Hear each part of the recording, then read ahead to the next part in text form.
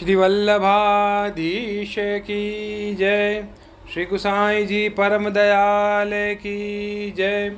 श्याम सुंदर श्री यमुने महारानी की जय। श्री गिरिराज धरण की जय। श्रीमद् भागवत सप्तम स्कंद। आज है 13वां अध्याय। पिछले वाले अध्याय में यानी 12वें अध्याय में हमने ब्रह्मचर्य के नियम और वानप्रस्थ आश्रम के नियम के बारे में पढ़ा था। आज हम पढ़ेंगे यति धर्म का निरूपण और अवधूत प्रहलाद संवाद। अथ त्रयोदशोऽध्याय। श्री नारद जी कहते हैं, धर्मराज, यदि वानप्रस्थी में ब्रह्म विचार का सामर्थ्य हो तो शरीर के अतिरिक्त और सब कुछ छोड़कर वह संन्यास ले ले तथा किसी भी व्यक्ति, वस्तु, स्थान और समय की अपेक्षा न रखकर एक गांव में एक ही रात ठहरने का नियम लेकर पृथ्वी पर विचरण करे। यदि वह वस्त्र पहने तो केवल कौपीन, जिससे उसके गुप्त अंग ढक जाएं, और जब तक कोई आपत्ति न आए तब तक दंड तथा अपने आश्रम के चिन्हों के सिवा अपनी त्यागी हुई किसी भी वस्तु को ग्रहण न करे। सन्यासी को चाहिए कि वह समस्त प्राणियों का हितैषी हो, शांत रहे, भगवत परायण रहे और किसी का आश्रय न लेकर अपने आप में ही रमे एवं अकेला ही विचरे। इस संपूर्ण विश्व को कार्य और कारण से अतीत परमात्मा में अध्यस्त जाने और कार्य कारण स्वरूप इस जगत में ब्रह्म स्वरूप अपने आत्मा को परिपूर्ण देखे। आत्मदर्शी सन्यासी सुषुप्ति और जागरण की संधि में अपने स्वरूप का अनुभव करे और बंधन तथा मोक्ष दोनों ही केवल माया है, वस्तुतः कुछ नहीं, ऐसा समझे। न तो शरीर की अवश्य होने वाली मृत्यु का अभिनंदन करे, न अनिश्चित जीवन का। केवल समस्त प्राणियों की उत्पत्ति और नाश के कारण काल की प्रतीक्षा करता रहे। असत्य अनात्म वस्तु का प्रतिपादन करने वाले शास्त्रों से प्रीति न करे। अपने जीवन निर्वाह के लिए कोई आजीविका न करे। केवल वाद विवाद के लिए कोई तर्क न करे और संसार में किसी का पक्ष न ले। शिष्य मंडली न जुटाए, बहुत से ग्रंथों का अभ्यास न करे, व्याख्यान न दे और बड़े बड़े कामों का आरंभ न करे। शांत, समदर्शी एवं महात्मा सन्यासी के लिए किसी आश्रम का बंधन धर्म का कारण नहीं है। वह अपने आश्रम के चिन्हों को धारण करे, चाहे छोड़ दे। उसके पास कोई आश्रम का चिन्ह न हो, परंतु वह आत्मानुसंधान में मग्न हो तो अत्यंत विचारशील, परंतु जान पड़े पागल और बालक की तरह। वह अत्यंत प्रतिभाशील होने पर भी साधारण मनुष्यों की दृष्टि से ऐसा जान पड़े मानो कोई गूंगा है। युधिष्ठिर, इस विषय में महात्मा लोग एक प्राचीन इतिहास का वर्णन करते हैं।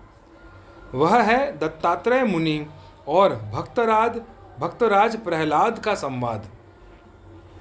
एक बार भगवान के परम प्रेमी प्रहलाद जी कुछ मंत्रियों के साथ लोगों के हृदय की बात जानने की इच्छा से लोकों में विचरण कर रहे थे।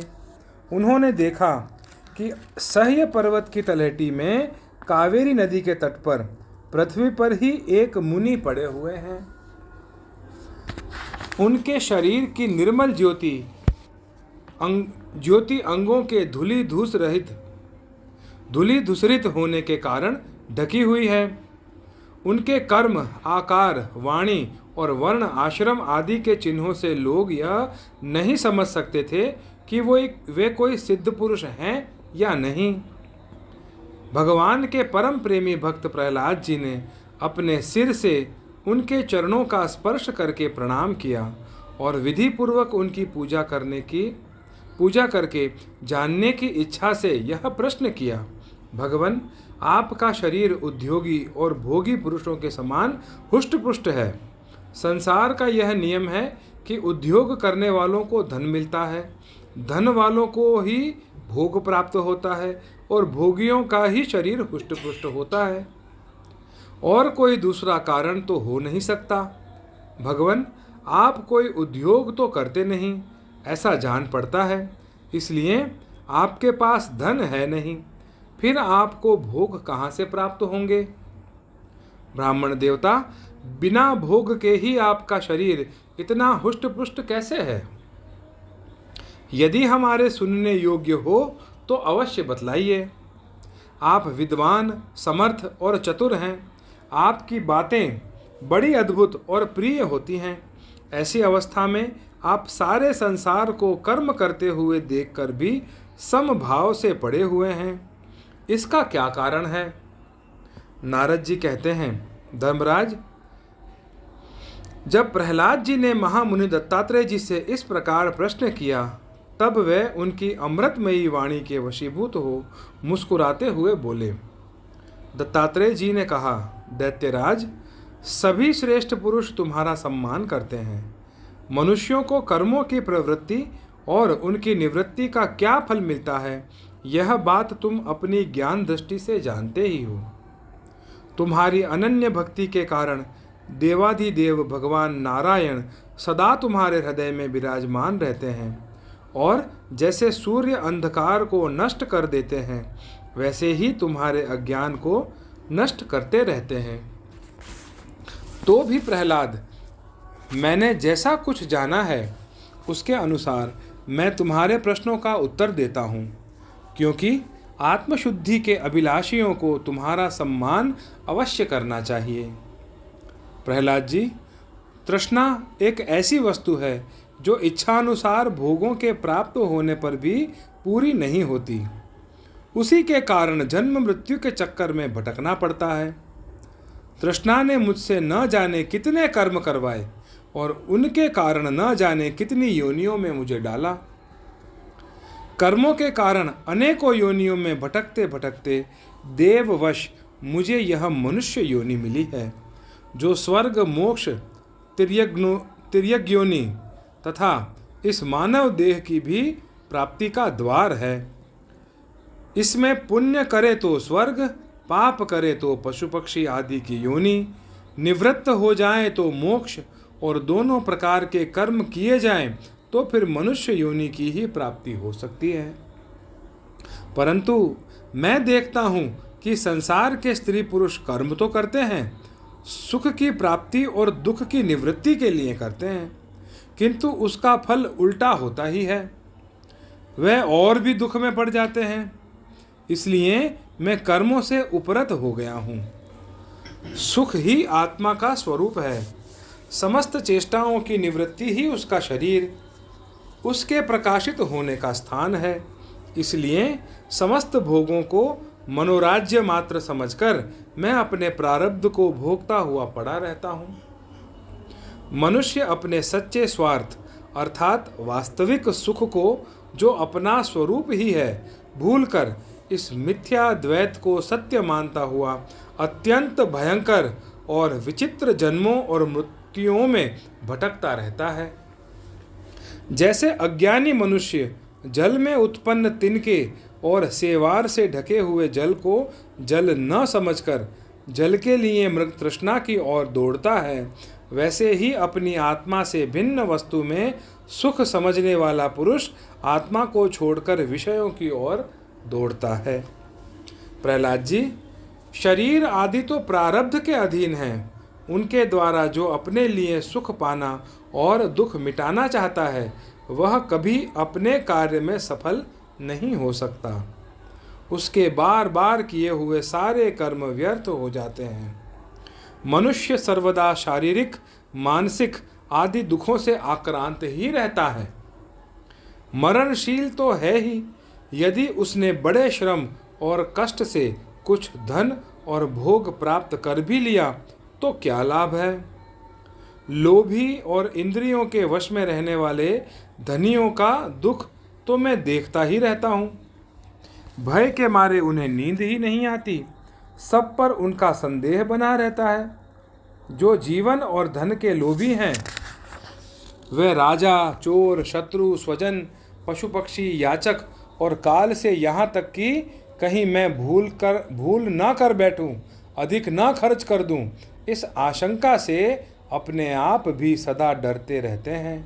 इसलिए बुद्धिमान पुरुष को चाहिए कि जिसके कारण शोक, मोह, भय, क्रोध, राग, कायरता और श्रम आदि का शिकार होना पड़ता है, उस धन और जीवन की स्पृहा का त्याग कर दे। इस लोक में मेरे सबसे बड़े गुरु हैं अजगर और मधुमक्खी। उनकी शिक्षा से हमें वैराग्य और संतोष की प्राप्ति हुई है। मधुमक्खी जैसे मधु इकट्ठा करती है, वैसे ही लोग बड़े कष्ट से धन संचय करते हैं, परंतु दूसरा ही कोई उस धन राशि के स्वामी को मारकर उसे छीन लेता है। इससे मैंने यह शिक्षा ग्रहण की कि विषय भोगों से विरक्त ही रहना चाहिए। मैं अजगर के समान निश्चेष्ट पड़ा रहता हूँ और देववश जो कुछ मिल जाता है उसी में संतुष्ट रहता हूँ, और यदि कुछ नहीं मिलता तो बहुत दिनों तक धैर्य धारण कर ऐसे ही पड़ा रहता हूँ। कभी थोड़ा अन्न खा लेता हूँ तो कभी बहुत, कभी स्वादिष्ट तो कभी नीरस बेस्वाद, और कभी अनेकों गुणों से युक्त तो कभी सर्वथा गुणहीन। कभी बड़ी श्रद्धा से प्राप्त हुआ अन्न खाता हूँ तो कभी अपमान के साथ, और किसी किसी समय अपने आप ही मिल जाने पर, कभी दिन में कभी रात में, और कभी एक बार भोजन करके भी दोबारा कर लेता हूँ। मैं अपने प्रारब्ध के भोग में ही संतुष्ट रहता हूँ।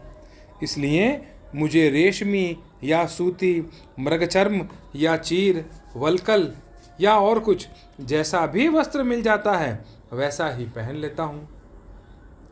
कभी मैं पृथ्वी, घास, पत्ते, पत्थर या राख के ढेर पर ही पड़ा रहता हूँ, तो कभी दूसरों की इच्छा से महलों में पलंगों और गद्दों पर भी सो लेता हूँ। दैत्यराज, कभी नहा धोकर, शरीर में चंदन लगाकर, सुंदर वस्त्र, फूलों के हार और गहने पहन रथ, हाथी और घोड़े पर चढ़कर चलता हूँ, तो कभी पिशाच के समान बिल्कुल नंग धड़ंग विचरता हूँ। मनुष्यों के स्वभाव भिन्न भिन्न होते ही हैं, अतः न तो मैं किसी की निंदा करता हूँ और न मैं स्तुति करता हूँ। मैं केवल इनका परम कल्याण और परमात्मा से एकता चाहता हूँ। सत्य का अनुसंधान करने वाले मनुष्य को चाहिए कि जो नाना प्रकार के पदार्थ और उनके भेद विभेद मालूम पड़ रहे हैं, उनको चित्तवृत्ति में हवन कर दे। चित्तवृत्ति को इन पदार्थों के संबंध में विविध भ्रम उत्पन्न करने वाले मन को सात्विक अहंकार में, और सात्विक अहंकार को महतत्व के द्वारा माया में हवन कर दे। इस प्रकार ये सब भेद विभेद और उनका कारण माया ही है, ऐसा निश्चय करके फिर उस माया को आत्मानुभूति में स्वाहा कर दे। इस प्रकार आत्म साक्षात्कार के द्वारा आत्म स्वरूप में स्थित होकर निष्क्रिय एवं उपरत हो जाए। प्रहलाद जी, मेरी यह आत्मकथा अत्यंत गुप्त एवं लोक और शास्त्र से परे की वस्तु है। तुम भगवान के अत्यंत प्रेमी हो, इसलिए मैंने तुम्हारे प्रति इसका वर्णन किया है। नारद जी कहते हैं, महाराज, प्रहलाद जी ने दत्तात्रेय मुनि से परमहंसों के इस धर्म का श्रवण करके उनकी पूजा की और फिर उनसे विदा लेकर बड़ी प्रसन्नता से अपनी राजधानी के लिए प्रस्थान किया। इति श्रीमद्भागवते महापुराणे पारमहंस्यां संहितायां सप्तमस्कंधे युधिष्ठिर नारद संवादे यति धर्मे त्रयोदशोऽध्यायः। अगले अध्याय में यानी 14वें अध्याय में हम पढ़ेंगे गृहस्थ संबंधी सदाचार। श्री वल्लभाधीश की जय। श्री गुसाई जी परम दयाल।